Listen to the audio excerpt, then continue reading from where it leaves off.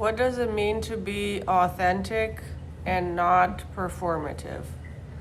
I think this is an important question to discuss because I feel like a lot of people, especially people in my generation, are just very performative and and not very authentic. And I think that definitely social media is to blame for this.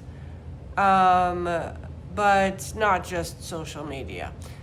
But so to be performative means to kind of put on a show or play a role or like do act a certain way or do certain things in order to get something or in order to achieve a goal. And this might mean ignoring your values or ignoring your morals or like being an actor or an actress and like putting on a show to try to get something out of someone or to try to convince someone that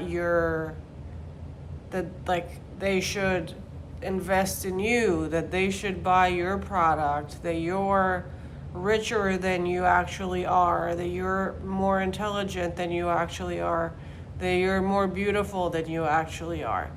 To me, that's being performative. And being authentic is like essentially walking into a room with like this knowing that you already have everything you want and everything that you need within you, and that you don't have to convince anyone of anything. You're not trying to sell anything to anybody. You're not trying to like change people's opinions, like, or influence people's opinions about you. You're not like pretending that you're anything you're not. You're not pretending that you have more than you do. You're just you. Like, it's just how you behave when you don't want anything from anybody. It's like how you behave when you talk to your parents or how you behave when you talk to your siblings, right? Like, you don't really want anything back. It's just you're being authentic. You're being you. And you don't have an agenda. You don't have an idea of how you want to influence the situation or how you want to be perceived or how you want to be viewed. You just are.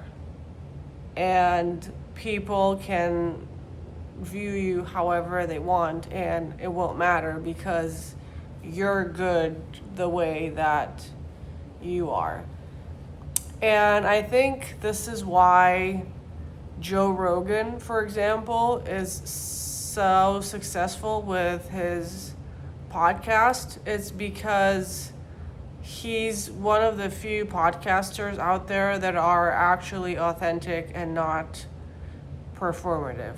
Like, he doesn't have, or at least I don't think that he has an agenda. When he sits down with these people, I don't think that he's like, oh, I have to get him to admit to this. Oh, I have to have, like, I have to behave in a certain way so that my guest likes me and my audience likes me and I can sell whatever. Like, I think he's just sitting down as himself, and he's just having a conversation with people without trying to change their words, without trying to get them to, like, he's just asking questions. Like, he's talking to a friend, right? It doesn't seem to be an agenda. There doesn't seem to be like a plan, or like, oh, if you listen to this, like, he's not trying to convince you to buy anything. It's just like he's just himself. He's very authentic. He's not performative.